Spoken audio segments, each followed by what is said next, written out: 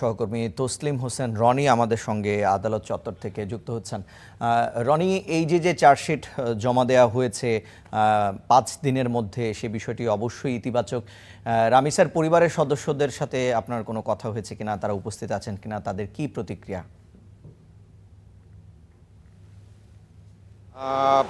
ঠিক কিছুক্ষণ আগেই আদালতে রামিসা হত্যা মামলার চার্জশিট জমা দিয়েছে তদন্তকারী কর্মকর্তা।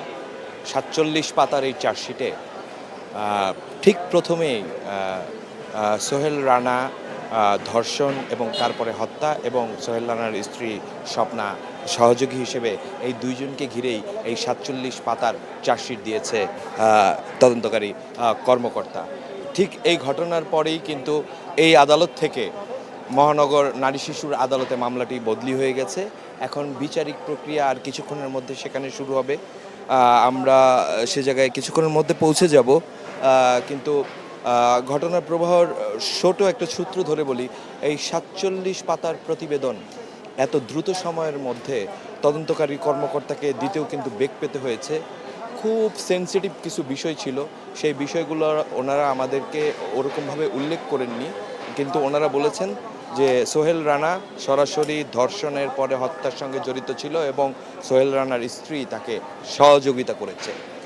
সেই ক্ষেত্রে এই ৪৭ পাতার তদন্ত প্রতিবেদন এখন মহানগর দায়রা জজ আদালতে বদলি হয়ে গেছে ঢাকার সিএমএম আদালত থেকে। আমরা এখন পর্যন্ত রামিসার পরিবারের কাউকে দেখতে পাইনি, কিন্তু এই মামলায় নিযুক্ত সরকারি কৌশলী যে পিপি আছেন তার সঙ্গে আমাদের একবার কথা হয়েছে। তিনি কিন্তু ইতিমধ্যে সেই কোর্টে পৌঁছে গেছেন।